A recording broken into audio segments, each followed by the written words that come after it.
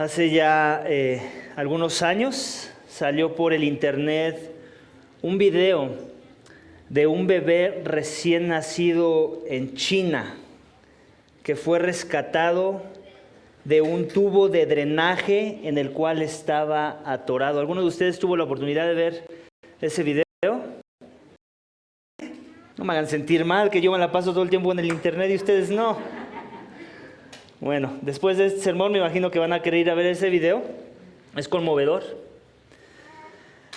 Este recién nacido, imagínense, a veces es mejor imaginarnos las cosas. Imagínense este recién nacido metido en el tubo de un drenaje, de la cañería misma, de donde pasa todo el desecho humano, el cual obviamente para rescatarlo tuvieron que romper para que pudieran sacar al bebé, que a pesar de las condiciones en las que se encontraba, estaba con vida. Con todo esto, y con todo y que causa mucho asombro lo heroico de ese rescate, al mismo tiempo, no podemos dejar de pensar en que también causa indignación al ver el abandono de un ser tan indefenso y dejado a su suerte en una situación como la que se muestra en el video. Fueron los chillidos del bebé, claro, los que hicieron posible que las personas vinieran a su rescate en medio de ese abandono que el bebé estaba experimentando. Es imposible, ¿cierto?, concebir que un acto de abandono traiga algo positivo a la vida de las personas. Cuesta trabajo concebir. Cuesta trabajo concebir que ese acto de abandono pudiera traer algo positivo a la madre de ese bebé o a cualquier otra persona que le rodeara. Normalmente el abandono está asociado con algo negativo, es una experiencia negativa que te puede traer dolor, daño, consecuencias negativas donde hay sufrimiento en las vidas de las personas. El abandono, iglesia, es una consecuencia de la caída del hombre y de la corrupción del pecado en nuestros corazones. Pero ¿qué si te dijera que el abandono fue algo necesario para la salvación de la humanidad? ¿Qué si te dijera que el abandono, que siempre trae una consecuencia negativa, iba a traer una consecuencia positiva en forma de bendición de Dios para la humanidad? En el Antiguo Testamento también ya hemos mencionado que las consecuencias de la vida de un rey, de alguno de los reyes de Israel, en este caso, siempre afectaba la experiencia del pueblo sobre el cual el rey estaba reinando. Si el rey se encontraba bien en su relación con Dios, el pueblo normalmente también estaba bien en su relación con Dios. Si el rey se encontraba mal en su relación con Dios, el pueblo estaría mal en su relación con Dios.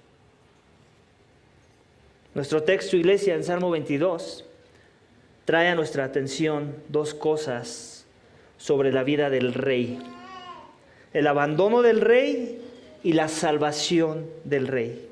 Esto trajo como resultado algo positivo a su pueblo, contrario a lo que estamos acostumbrados a ver cuando hay abandono en esta tierra. También veremos cómo es que la salvación del rey tiene un impacto directo en la salvación de su pueblo, del pueblo sobre el cual ese rey reina y es soberano. El título de mi mensaje esta mañana, iglesia, lo tienes en la pantalla, es este: el abandono y salvación del rey trae aceptación y esperanza a su pueblo. Mi mensaje tiene 7 énfasis que en conjunto nos van a instruir en cómo es que funciona esto del abandono con un final positivo. Y cómo es que el impacto de la vida del rey va a bendecir al pueblo sobre el cual ese rey es soberano y reina. El Salmo es escrito por el rey David, nos lo dice al inicio del Salmo.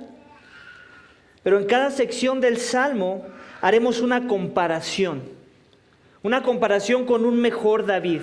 Uno que es de la descendencia de David, que experimentó mucho de lo que David experimentó, pero con mucho mejores resultados. Vamos a ver de ellos y lo vamos a encontrar en versículos 1 al 2 del Salmo que acabamos de leer. Así que acompáñame en la lectura si quieres otra vez leer conmigo esos dos versículos.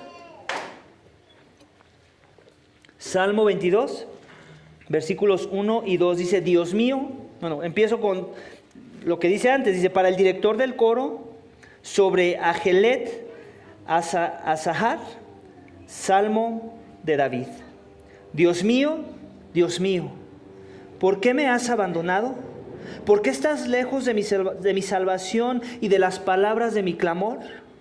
Dios mío, de día clamo y no respondes, y de noche, pero no hay para mí reposo. Iglesia, el primer énfasis que vemos en el texto esta mañana, en estos dos primeros versículos, es que el rey se siente abandonado. El rey se siente abandonado. Así es como inicia su declaración, con preguntas que están cuestionando el cuidado de Dios, que están cuestionando la idea de que Dios esté a su cuidado, de que Dios esté por él, de que Dios esté protegiéndolo a él. El rey se siente afligido a ese nivel, al punto de abandono. Y por eso vienen estas preguntas. Son preguntas que buscan una respuesta de parte de Dios. Y la persona a la que se dirige es a Dios mismo. Dios mío, ¿por qué me has abandonado? ¿Por qué estás tan lejos de mi salvación? ¿Qué viene implícito al hacer esa declaración? Que está en aprietos, que necesita salvación. Y siente que Dios está lejos de traer esa salvación. Siente que sus palabras no llegan a los oídos de Dios, contrario a lo que vimos la semana pasada en Salmo 17, ¿recuerdas?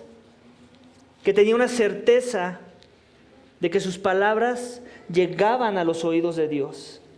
En este Salmo vemos lo opuesto. No hay esa certeza. Hay un sentimiento de abandono por la experiencia, por lo que está pasando. Dice otra vez: Dios mío. 3 veces la misma declaración.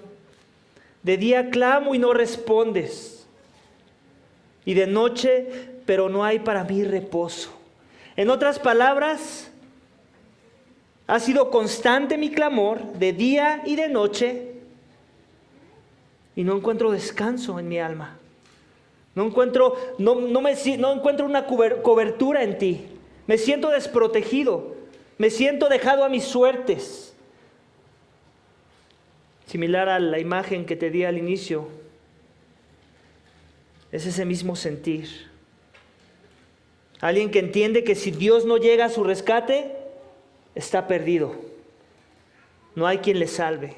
Él mismo no se puede salvar. Y lo ha entendido muy bien. De forma que ese es el sentir del rey. Obviamente, en el contexto original del texto tiene que ver con el rey David y cómo se sentía en alguna etapa de su vida. Puede ser cuando su hijo Absalón lo estaba persiguiendo para querer matarlo. Seguramente. Pero sin importar cuál es el hecho real que es la fuente de este salmo, lo que sí podemos ver con claridad es que hay ese sentimiento profundo de abandono de parte de Dios. Así es como ve de este lado, no necesariamente aquel que está en la presencia de Dios, sino que está en este lado caído de la creación. Y no sé si les empieza a dar algunos tintes de algo que vemos más adelante en nuestras Biblias. De alguien que expresó palabras similares, donde casi hizo eco a estas palabras. Vamos a Mateo 27:45, no tienes que ir para allá. Mateo 27:45 leemos esto. Dice: desde la hora sexta, hubo oscuridad sobre la tierra hasta la hora 9. Y alrededor de la hora 9, Jesús exclamó a gran voz diciendo: Elí, Elí, lama sabactani. Esto es: Dios mío, ¿por qué me has abandonado? De forma que aquí vemos las palabras de nuestro Señor Jesucristo haciendo eco a las mismas palabras. Y básicamente a la interpretación a la que tenemos que llegar es que esas palabras de David básicamente son proféticas, y en realidad la persona en la que se iba a cumplir el abandono total iba a ser en la persona de Jesucristo. Si David se sintió abandonado y si él pensó que era la persona más olvidada en la tierra, en realidad estaba equivocado. Hubo alguien que en verdad experimentó el abandono total en esta tierra, y este no fue un hombre cualquiera, fue el Dios hombre. Todos estamos familiarizados con la frase: Dios mío, ¿por qué me has abandonado? Jesucristo experimentó el verdadero abandono. Jesús fue abandonado. La semana pasada vimos cómo el justo está expectante de que Dios está con él. También vimos que Jesús es el más justo que ha caminado en esta tierra. Pero en este pasaje vemos, tanto en el que leemos en la sección del Salmo, versículos 1 y 2, y también lo que acabamos de leer de Mateo 27:45, que Jesús se sintió abandonado. Él experimentó el abandono también. ¿Por qué? Si era el más justo. ¿Por qué? Creo que todos sabemos por qué. Porque era necesario. Y conforme vamos avanzando en el texto, nos vamos a ir dando cuentas cómo es que era necesario. Vamos a la siguiente sección. Versículos 3 al 5 dice: sin embargo, tú eres santo.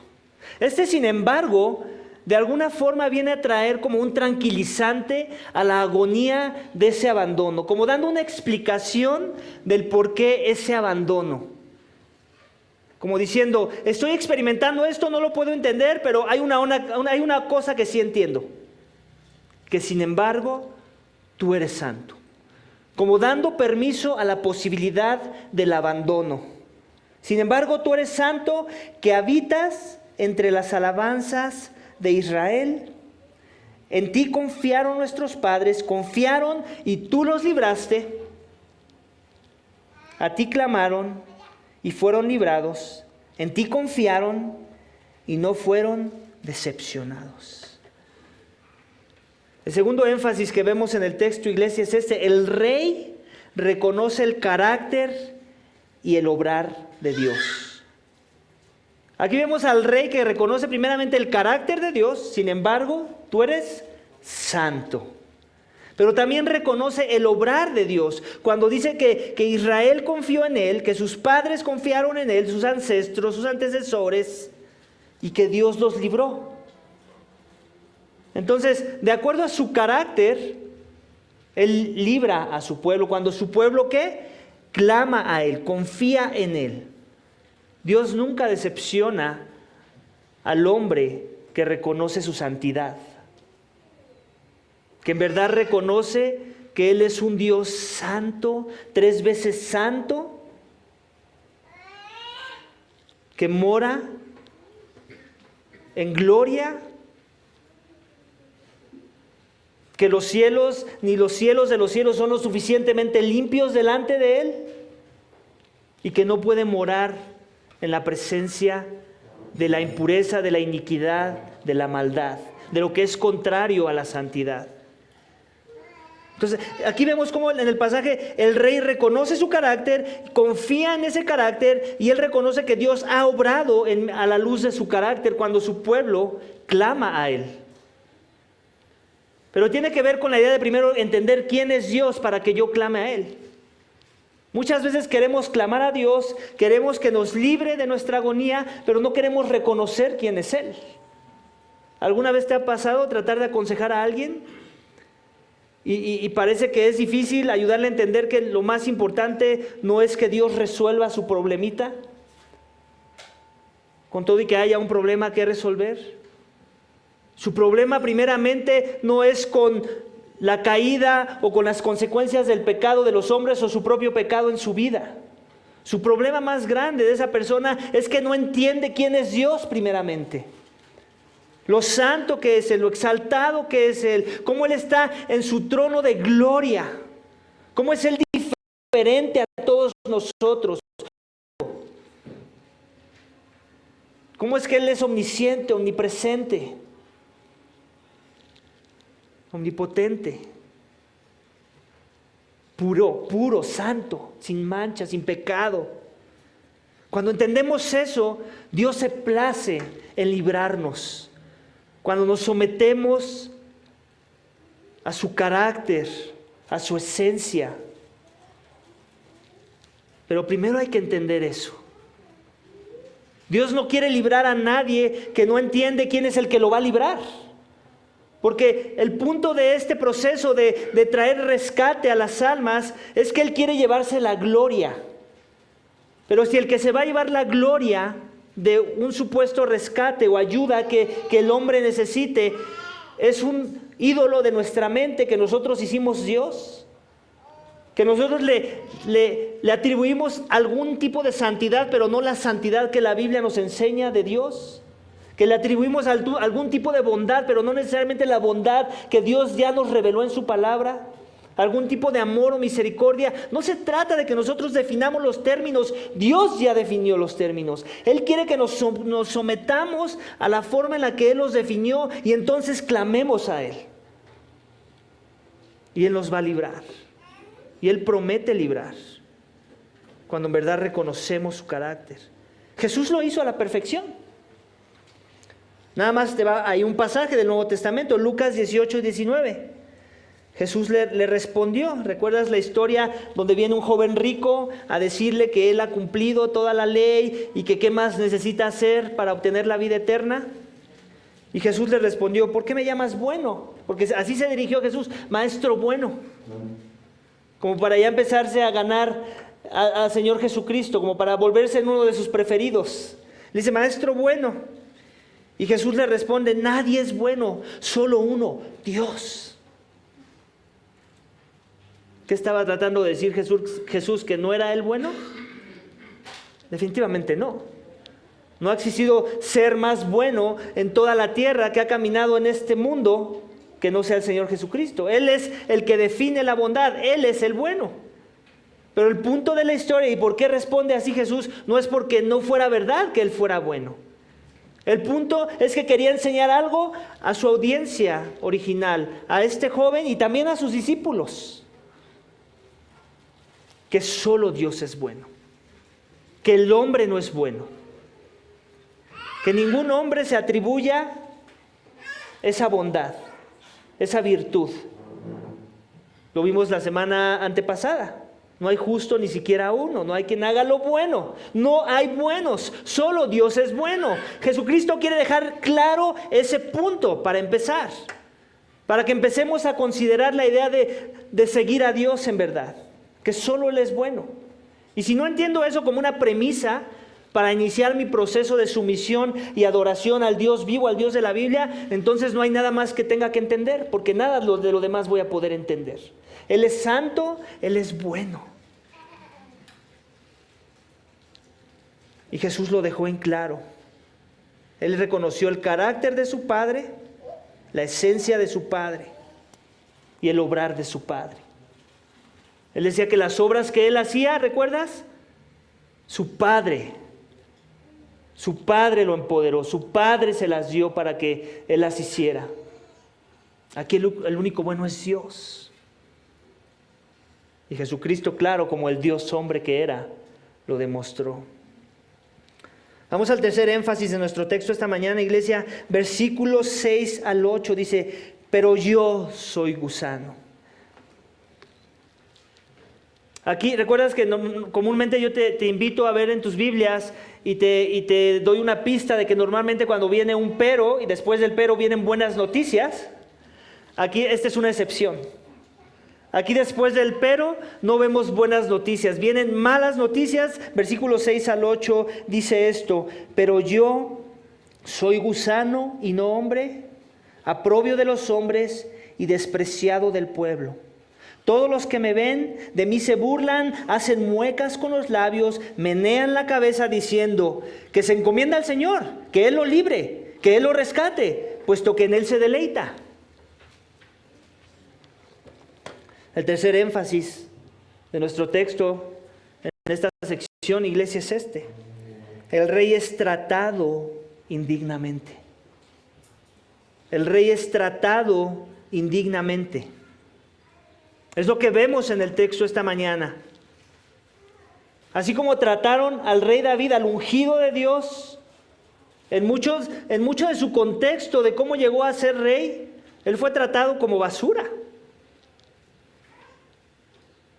Ya sus opositores, muchos de ellos ya sabían que era el ungido de Dios. Ya el profeta Samuel ya lo había ungido con poder. Ya había autenticado su ministerio como el rey de Israel. Y él fue maltratado muchas de las veces. Su propio hijo lo quiso matar más adelante. Así no es como se trata un rey. Un rey es digno de sumisión. Él es digno de honor.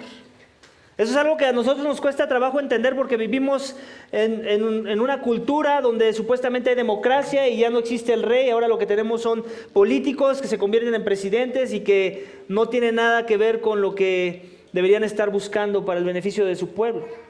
Pero en los tiempos antiguos, donde los reyes eran la figura de poder, de autoridad soberana sobre una nación, sobre un pueblo, al rey se le honraba. Al rey se le respetaba. El rey en verdad trataba de buscar el beneficio de sus pobladores, de aquellos que eran ciudadanos de su reino. Y aquí vemos el ejemplo de un rey que está siendo desechado. Y así es como se ve, como yo soy gusano y no hombre. Ahora quiero que veas y entiendas mejor las palabras de Jesús cuando dijo: Dios mío, ¿por qué me has abandonado? Imagínate a Dios diciendo estas palabras: porque tú eres gusano y no hombre, oprobio de los hombres y eres despreciado.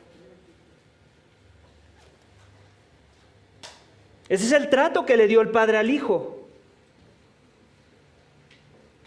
El hijo que era el Dios hombre, el más bueno, el que nunca pecó, el que siempre se sometió a la voluntad del rey, de su padre, es visto como uno que no es digno de ser tratado dignamente.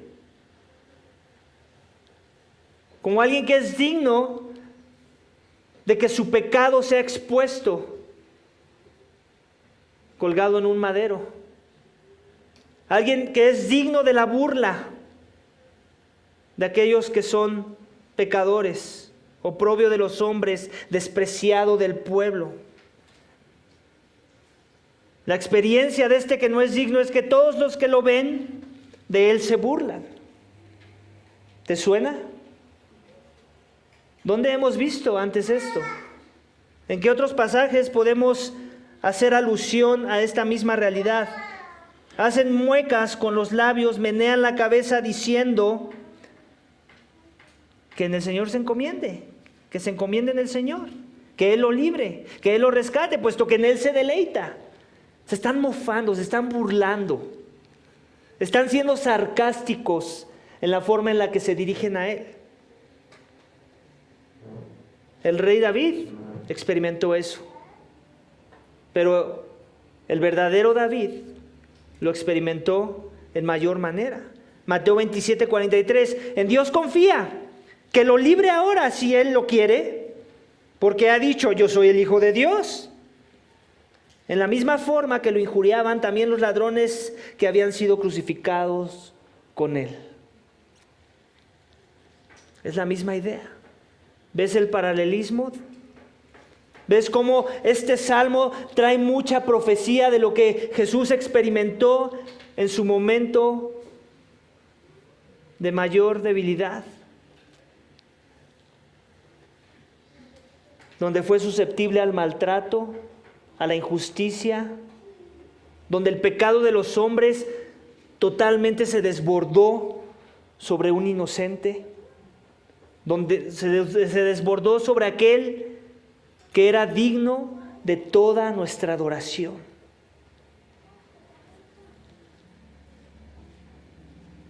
Y lo mofaron, de forma que Jesús no fue la excepción. Si David, un que cometió pecado, pero tuvo sus tiempos de caminar con Dios, tuvo sus tiempos donde hizo las cosas bien y fue tratado injustamente, ¿cuánto más nuestro Señor Jesucristo, que siempre caminó en las sendas de justicia, que siempre se deleitó en las palabras de su Padre? Sobre Él cayó el verdadero desprecio que revela lo que hay en los corazones de los hombres. Y es que no buscan a Dios. No hay quien busque a Dios, dice la palabra de Dios. Porque en el momento en que nos lo encontramos y vemos la diferencia entre lo que Él es y lo que somos nosotros, nos aterrorizamos. Pero no porque Él dé miedo por dar miedo, sino porque su naturaleza es tan contraria a la nuestra que causa temor. El mismo temor que le causó al profeta Isaías en Isaías capítulo 6, donde tiene una visión, donde está frente al templo y contempla la gloria de Dios. Y dice, soy hombre muerto. Y vivo entre hombres impuros como yo. Yo que soy de labios impuros, vivo entre hombres inmundos, impuros. Esa es su conclusión del profeta, que somos tan distintos a Dios. Y eso es lo que provoca en nuestros corazones se rebelen contra de Él, que hay una repulsión natural hacia Él. De forma que el Hijo fue tratado como gusano, porque de otra forma seríamos tú y yo los que tendríamos que ser tratados como gusanos. En realidad tenía que ser así. Tenía que haber desprecio ante el pecado, porque ya vimos que Dios es santo, Dios es bueno, su carácter es justo, es perfecto. Él en verdad ama. Muchos dicen, no, pero Dios es amor. Por eso, precisamente por eso. Porque Dios es amor, tiene que despreciar todo lo que es contrario al amor. Y eso somos tú y yo esta mañana. Nos cuesta trabajo a veces, nos duele escuchar eso. ¿Por qué? Porque el mundo nos ha vendido esta idea de que el hombre es relativamente bueno, que si buscas muy en el interior del corazón del hombre vas a encontrar bondad. Que lo único que hay que hacer es meditar lo suficiente, escarbar lo suficiente para que encuentres una gema dentro de esa piedra, de ese corazón de piedra. Eso no enseña la palabra de Dios. La palabra de Dios enseña lo que vimos en Salmo 14, que todos nos hemos desviado. A una nos hemos hecho inútiles, todos nos hemos corrompido. No hay quien haga lo bueno, no hay ni siquiera uno. Y como consecuencia tratamos así a Dios. Así fue tratado el Dios hombre. Él tuvo que ser desechado, iglesia. Es por eso que el Evangelio siempre va a ser glorioso. Porque alguien tuvo que ser desechado para que yo no fuera desechado. Alguien tuvo que experimentar que Dios le diera la espalda para que a mí Dios no me diera la espalda. Vamos a continuar la lectura, versículos 9 al 10.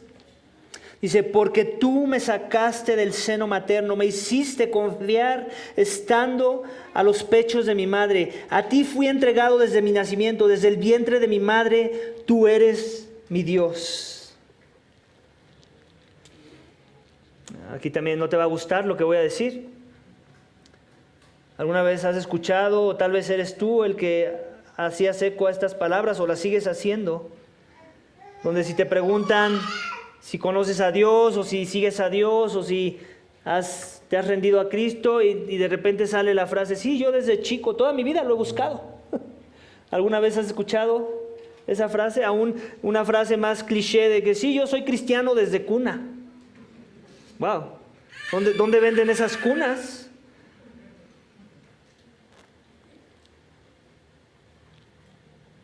No hay quien busque a Dios, tenemos que tenerlo bien en claro. Pero aquí vemos un contraste de alguien que pareciera que su vida ha buscado a Dios. Vean el lenguaje, dice, porque tú, refiriéndose a Dios, tú me sacaste del seno de mi madre, ¿ok? Hablemos de un recién nacido, me hiciste confiar estando a los pechos de mi madre, o sea, ¿de dónde viene esa idea? De la confianza en Dios desde tan temprana edad. ¿De dónde viene esa idea? ¿Acaso tenemos la habilidad humana para llegar a ese nivel? Claro que no. Dice, a ti fui entregado desde mi nacimiento, como consagrado a ti, apartado para ti, con la mirada en ti. Desde el vientre de mi madre tú eres mi Dios, volviendo a decir lo mismo que ya dijo en otras palabras. Desde el vientre, o sea, todavía ni nacía el muchacho, ya estaba consagrado para Dios, ya tenía la mirada fija en Dios. ¿De quién está hablando? Sino de nuestro Señor Jesucristo. Definitivamente este no es el rey David. Otra vez tuvo sus años gloriosos, Dios lo usó. También en la forma en la que creo que más poderosamente Dios usó a David es en enseñarnos y modelarnos el arrepentimiento del pecado. Ni siquiera es cuando peleó con Goliat. Es cuando nos mostró que era polvo, que se tenía que arrepentir de su maldad.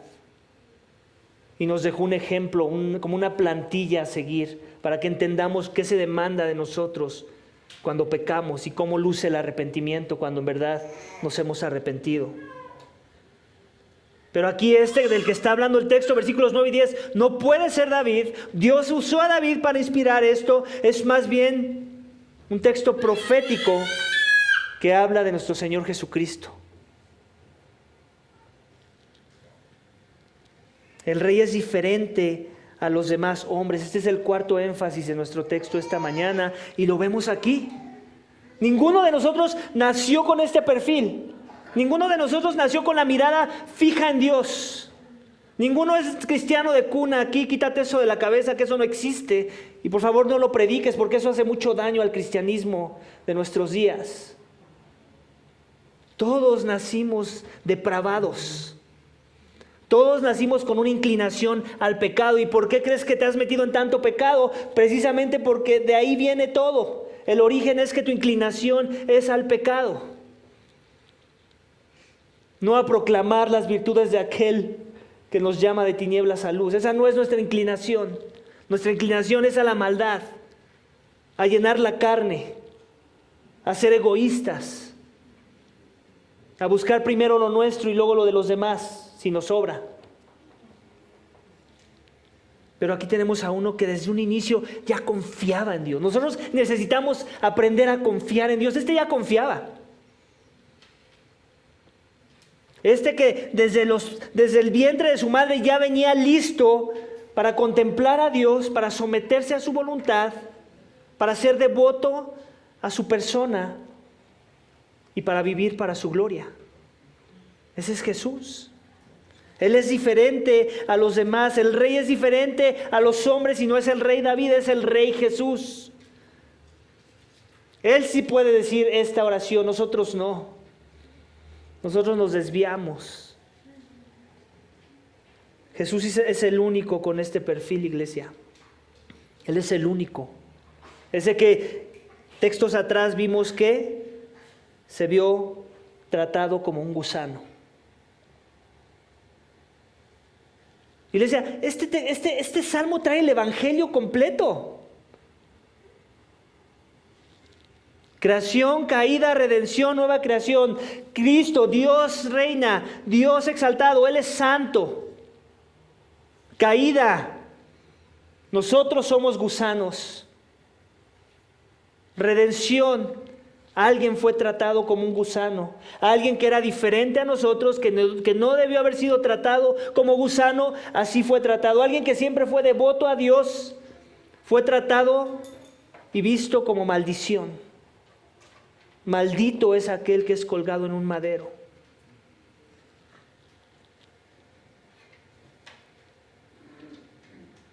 Lucas 1:34 dice: entonces María dijo al ángel: ¿cómo será esto? Puesto que soy virgen. El ángel le respondió: el Espíritu Santo sobre ti, y el poder del Altísimo te cubrirá con su sombra. Por eso el niño que nacerá será llamado Hijo de Dios. ¿Qué es lo que provocó estos dos versículos 9 y 10 de Salmo 22? Que el niño fue engendrado de manera sobrenatural. La manera natural de los hombres, necesitas un papá humano y una mamá humana, que cuando se unen, el producto es un pecador. En el caso de Jesús no fue así. Se necesitaba un elemento humano para que el niño fuera un hombre. Dios usó un instrumento humano, una mujer pecadora. Quiero aclarar, María no era ninguna sin pecado. Una pecadora, quien encontró gracia en Dios, así como todos los que son salvos ahora también encontraron gracia en Dios.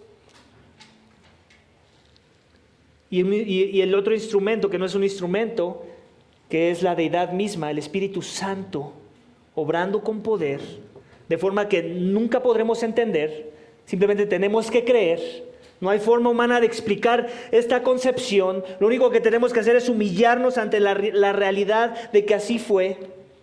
Y por eso el niño era santo, devoto a Dios, desde el vientre de su madre.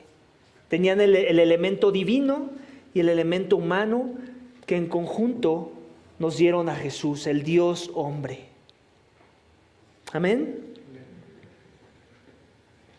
Vamos al siguiente énfasis de nuestro texto, versículo 11 al 18, que dicen esto: no estés lejos de mí, porque la angustia está cerca, pues no hay nadie que me ayude. Muchos toros me han rodeado, todos toros fuertes de Basán me han cercado. Ávidos abren su boca contra mí, como un león que despedaza y ruge.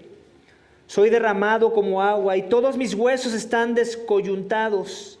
Mi corazón es como cera, se derrite en medio de mis entrañas. Como un tiesto se ha secado mi vigor y la lengua se me pega al paladar. Me has puesto en el polvo de la tierra, porque perros me han rodeado. Me han cercado cuadrilla de malhechores, me horadaron las manos y los pies. Puedo contar todos mis huesos. Ellos me miran, me observan, se reparten entre sí mis vestidos y sobre mis ropas echan suertes. El quinto énfasis de esta sección es iglesia: el rey y su evaluación sobre los que lo han desechado. Esta es la evaluación de aquellos que lo han desechado. Por un lado, él fue tratado como un gusano. Esa es la respuesta del por qué él está experimentando el abandono. Pero por otro lado también está el lado humano. La respuesta humana ante ese santo, ante ese que acabamos de ver en versículos 9 y 10, que siempre confió en la voluntad de su Padre, que siempre se humilló ante la verdad, que siempre predicó la verdad a los demás. Lo que vemos ahora, que es la percepción de este santo, es que él está siendo angustiado por los hombres, por aquellos que no son como él. Y por eso le dice esto al Padre: no estés lejos de mí, porque la angustia está cerca. ¿De qué angustia está hablando? Ponte a pensar en el Vía Crucis de nuestro Señor Jesucristo. Ponte a pensar en ese tiempo en donde él fue a orar al Getsemaní y hasta sangre sudó, porque sabía que su hora había llegado. Era la hora de venir a culminar la misión por la cual su Padre lo había enviado a este mundo. Era la hora de recibir la ira misma de Dios. Mira, Jesucristo sufrió muchas cosas en su camino a esa cruz, pero ninguna de ellas eran tan terroríficas a su persona como lo fue el experimentar la separación entre Dios Padre y Dios Hijo. La separación que era necesaria experimentar para que entonces se cumpliera la justicia divina de que Dios no puede dar por inocente al culpable. El Hijo fue tratado como culpable en nuestro lugar. Porque Dios no es injusto como para dejar pasar por alto el pecado de los corazones de los hombres. Alguien tenía que pagar. Los jueces de la tierra hacen eso.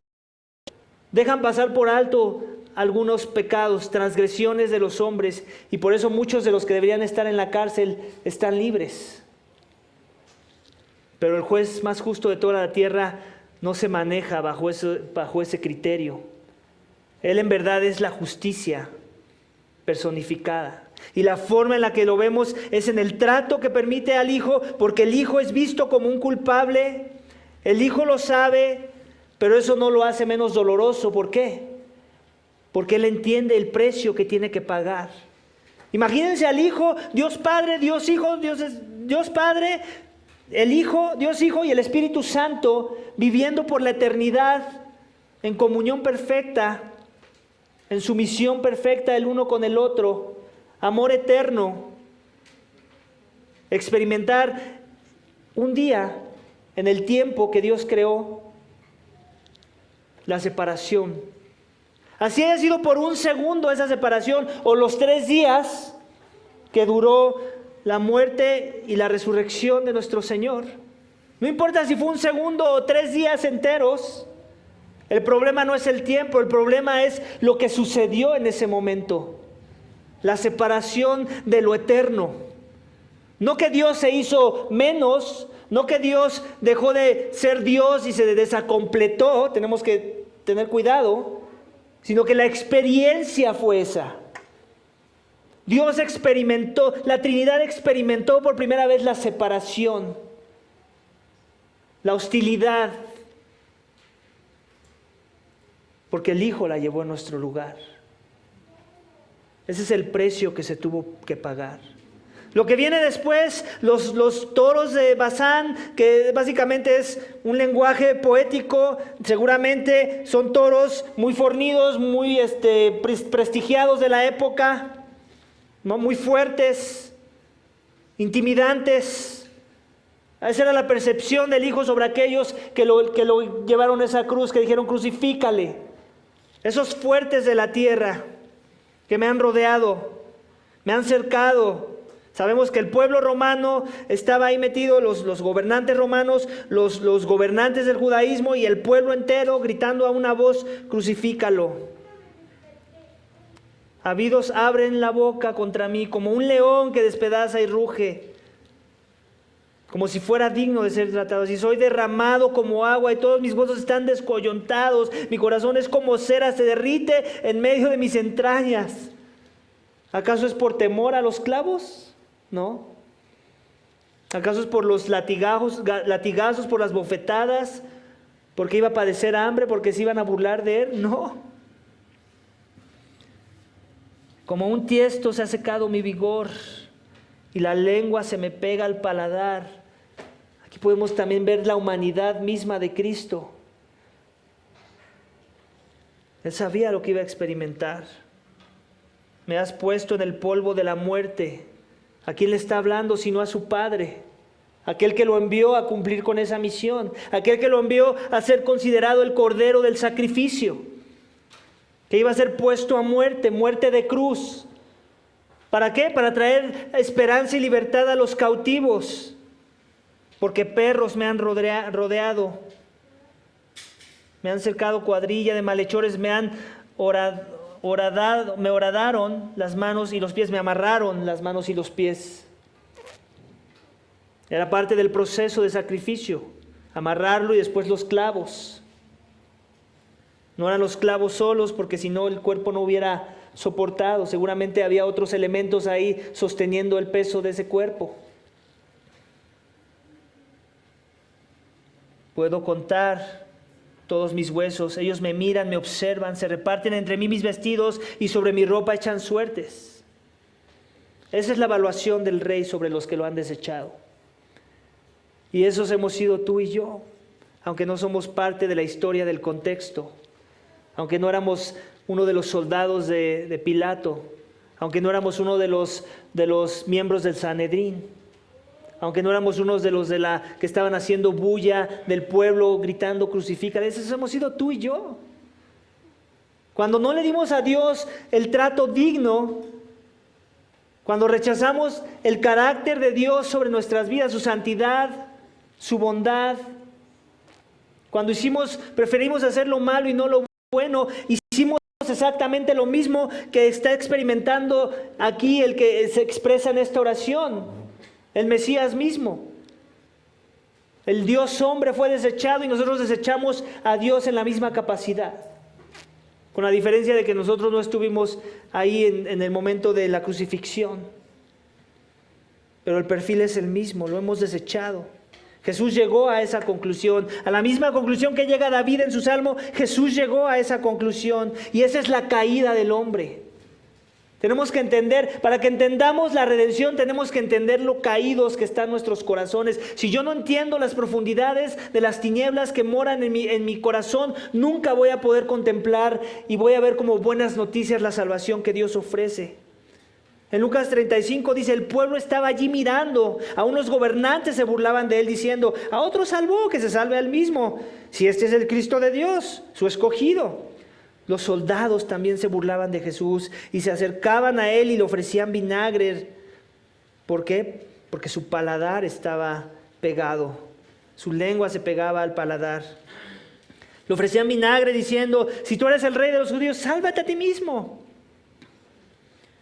Juan 19:23, entonces los soldados cuando lo crucificaron a Jesús tomaron sus vestidos e hicieron 4 partes, una parte para cada soldado, y tomaron también la túnica. La túnica era sin costura, tejida en una sola pieza, por tanto se dijeron unos a otros, no la rompamos, sino que echemos suerte sobre ella para ver de quién será, para que se cumpliera la escritura de lo que acabamos de leer en Salmo 22. Repartieron entre sí mis vestidos y sobre mi ropa echaron suertes. Otra vez profecía, palabras proféticas de Salmo 22 que culminan en la persona y obra de nuestro Señor Jesucristo. Para que le identificáramos a Él, para que identificáramos el Cordero del sacrificio y no tuviéramos la menor duda de que Él era la provisión de Dios, la provisión para el perdón de nuestros pecados. En Él se cumple esa profecía. Pero nosotros somos los que lo matamos por nuestra maldad. El siguiente énfasis, versículos 19 al 21, dice, pero tú, oh Señor, no estés lejos, fuerza mía, apresúrate, oh a socorrerme.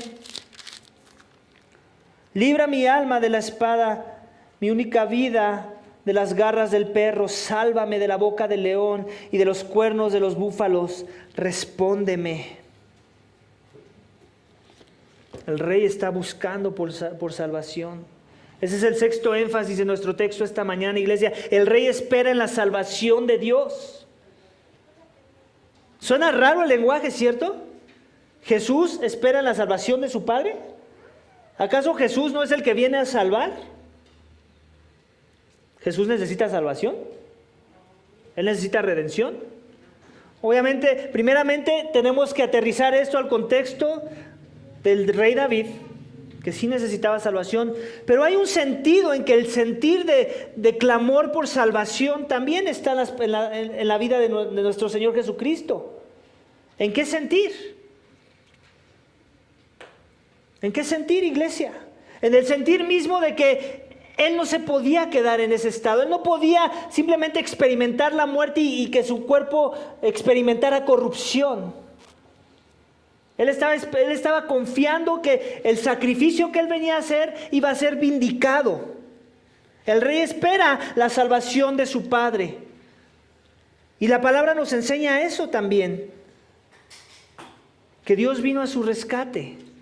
Pero no cuando estuvo colgado en esa cruz. Cristo padeció la muerte. Él murió y fue sepultado 3 días. Él llevó la muerte en nuestro lugar. La muerte que tú y yo merecíamos por nuestro pecado, Él la llevó. El justo vino a morir por el injusto. Él llevó nuestros pecados en esa cruz. Él fue traspasado por nosotros. Pero Él esperaba la salvación de su Padre. ¿De qué forma? En su vindicación. ¿Cuál fue su vindicación? La resurrección misma. Cuando Él iba a ser resucitado con poder. Él sabía que su cuerpo no iba a experimentar la pudredumbre. Él sabía que algo iba a suceder. Él estaba anticipando las promesas de vida eterna. Y la salvación vino a su ser. El mismo Espíritu Santo que lo concibió con poder y devoto a la persona de Dios, fue el mismo Espíritu Santo que Dios usó para resucitarlo de entre los muertos. Ese es el tipo de salvación del que está hablando. Ese es el tipo de vindicación que podemos ver en el texto. Es el tipo de libertad que Jesucristo está anticipando, donde iba a venir a derrotar el enemigo más grande de los hombres, que es el pecado mismo que nos esclaviza y que es la muerte, que es el veredicto de aquel que pecó. La paga del pecado es muerte. Las dos fueron derrotadas por nuestro Señor Jesucristo. El poder del pecado y el poder de la muerte sobre nuestras vidas. Así es como Él fue librado, con poder. Y es ese mismo poder que ahora impacta a su pueblo. Jesús esperó su vindicación, pero la vindicación del Rey es la vindicación del pueblo, de aquellos que han de confiar en Él, de aquellos que vemos en la siguiente sección. Pero primero hay que entender que necesito esa salvación, necesito redención, porque sin esa salvación, sin ese poder obrando en mi ser, sin haber yo confiado en la obra redentora de Cristo en la cruz, estoy muerto. Lucas 23:44 dice: era ya como la hora sexta, cuando descendieron las tinieblas sobre toda la tierra hasta la hora novena. Al eclipsarse el sol, el velo del templo se rasgó en dos, y Jesús, clamando a gran voz, dijo: en tus manos encomiendo mi espíritu. Habiendo dicho esto, expiró. Esa frase trae implícito la confianza que el Padre tenía en el Hijo. Cuando alguien te encomienda algo en tus manos, ¿qué está haciendo? Está confiándote algo, que sabe que tú sabes qué hacer con ese algo. Jesucristo sabía qué iba a hacer su Padre con la situación, con su cuerpo. Iba a ser resucitado. Iba a traer redención a las almas. A ti y a mí esta mañana, si entendemos que necesitamos salvación, si entendemos que no calificamos para estar en la presencia de Dios, si entendemos que por nuestro pecado estamos separados de la presencia de Dios. La invitación esta mañana es a que seas desechado en la persona de Jesucristo, para que tú no seas desechado por su Padre. Pero tienes que confiar en Él. Tienes que creer que mereces ser desechado por tu pecado, pero que Cristo llevó eso en tu lugar para que tú experimentes el ser recibido a los brazos del Rey, a los brazos de Dios, por los méritos del Hijo, para la gloria de su nombre. El último énfasis, versículos 22 al 31, ya voy a acabar, no se preocupen, era un texto largo. 22 al 31 dice: hablaré de tu nombre a mis hermanos. ¿Quién está hablando aquí, iglesia? Jesús. Hablaré de tu nombre, ¿a quién? A mis hermanos. En medio de la congregación te alabaré.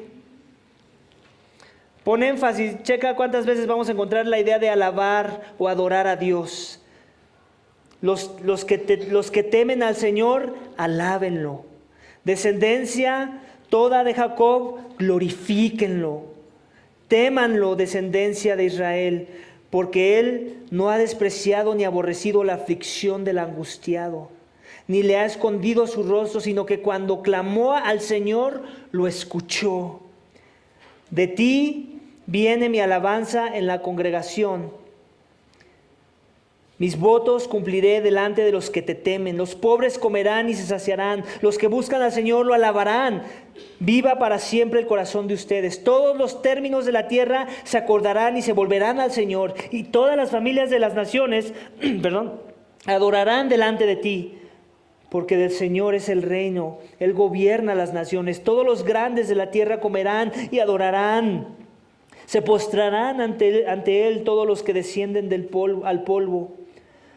Aun aquel que no puede conservar viva su alma, la posteridad les servirá. Esto se dirá del Señor hasta la generación venidera. Vendrán y anunciarán su justicia a un pueblo por nacer.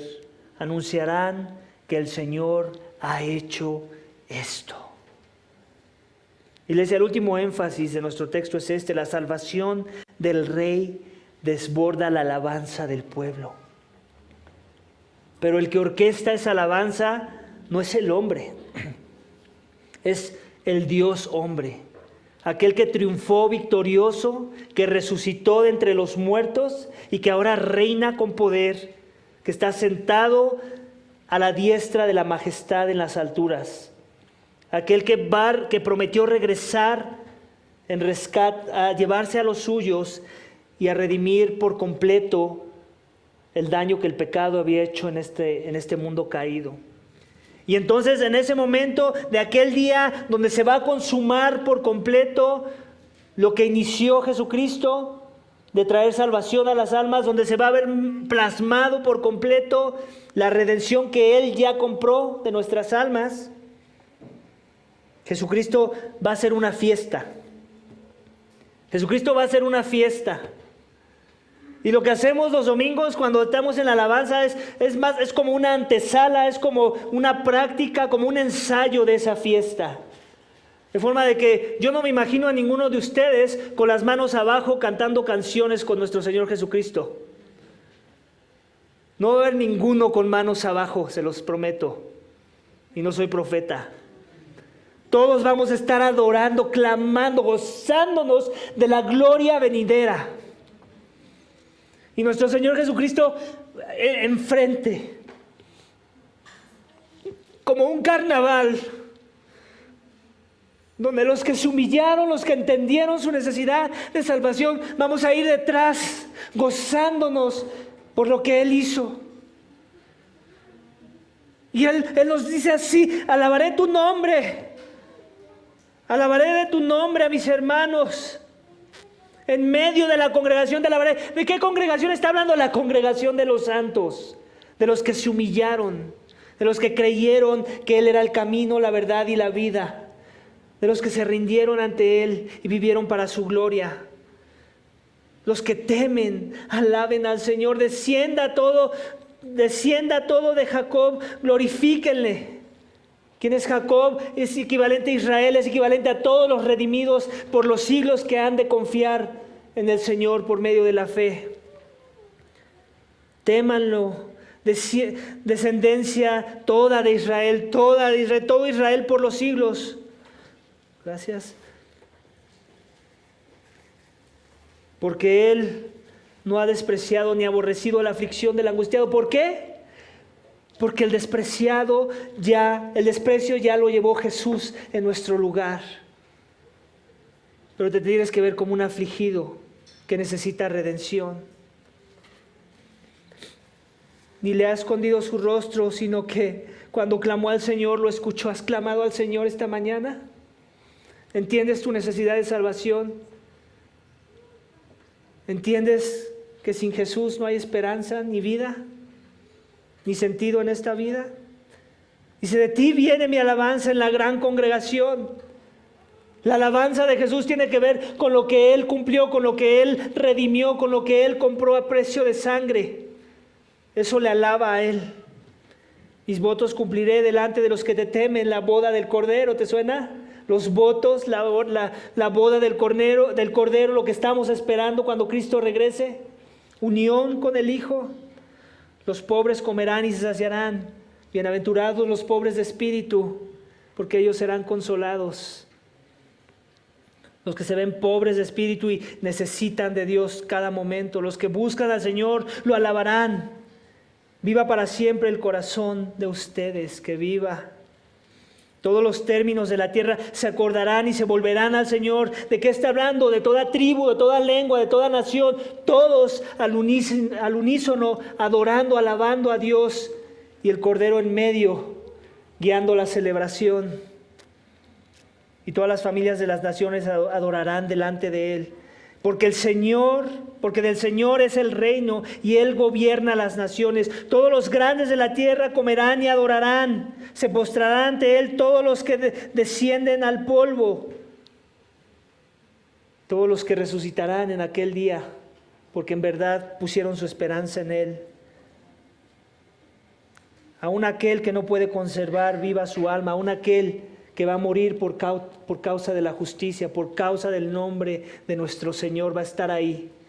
Aquel que fue menospreciado por el mundo, por haber puesto su esperanza en Jesús, ese va a estar ahí, en primera fila. Le servirá, esto se dirá del Señor hasta la generación venidera. Vendrán y anunciarán su justicia a un pueblo por nacer, anunciarán que Él ha hecho esto. ¿Quién es ese pueblo por nacer? Los redimidos por los siglos, los que Dios ha seguido obrando en los corazones de esos hombres que eran del mundo, pero que ya no son de este mundo, que ahora tienen la vida eterna por medio del sacrificio de Cristo en la cruz. Aquellos que se humillaron y que reconocieron su más grande necesidad, la de un Redentor como Jesús, uno que sufrió el desprecio, sufrió el castigo, llevó la culpa, recibió la ira en su lugar, pero que resucitó con poder al tercer día y que ahora con poder obra en los corazones de los que se humillan y viven para Él. Jesús es la salvación del pueblo, iglesia. Jesús hace que nazca una nueva criatura en Cristo, estos que describe la última sección de versículos 25 en adelante. Al inicio, iglesia, comenté sobre cómo no era común ver el abandono como algo positivo en la vida de las personas, ¿cierto? Como esta idea nunca ha traído buenas noticias a ningún contexto de la vida humana.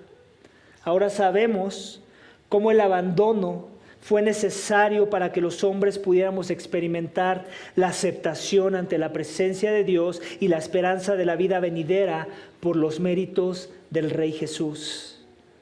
Vamos a orar, iglesia.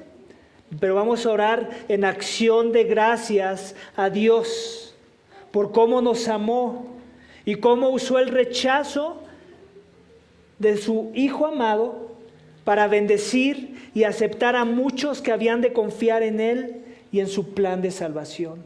Vamos a orar. Padre, te damos gracias. Gracias porque reconocemos esto, Señor, que merecíamos ser desechados. Merecíamos el abandono total por culpa del pecado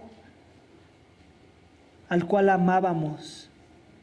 Oh Señor, yo ruego que si esta mañana hay alguien que todavía vive bajo las ataduras del pecado, esclavo al pecado, donde el pecado es su deleite y no la persona de Cristo, y no la salvación que Cristo ofrece por medio de su sacrificio, y no la vida eterna, y no la reconciliación con el Padre. Padre, yo ruego que le muestres la profundidad de su maldad y que esa profundidad la pueda ver en contraste a tu santidad, y que lo que provoque eso sea un temor reverente a tu persona, que le ayude a vivir en angustia, una angustia que lo lleve a buscar la salvación que tú ya has ofrecido a los hombres, y que pueda encontrar en Cristo consuelo, reconciliación, perdón, el amor encarnado que vino a entregar su vida en rescate por muchos, y que esta persona que me escucha, que aún no te conoce, venga humillado ante ti, reconociendo tu santidad, tu señorío y su necesidad de un Redentor, y que Cristo se convierta ahora su todo, su tesoro, lo que busca y lo que vale la pena encontrar en esta vida. Oh Padre, yo ruego para que tú obres con poder, y que el rechazo que nuestro Señor Jesucristo experimentó sea el rechazo que hayamos experimentado porque confiamos en Él, y que la aceptación que Él tiene ante tu presencia por la justicia perfecta que Él tuvo por la eternidad sea la misma aceptación que nos garantiza estar ante tu presencia en aquel día, para alabarte, para gozarnos, para que aquel que nos llamó sus hermanos dirija la alabanza por los siglos de los siglos y nosotros podamos ser miembros de esa congregación. Te lo pedimos y te damos gracias en el nombre de tu Hijo amado, Cristo Jesús. Amén.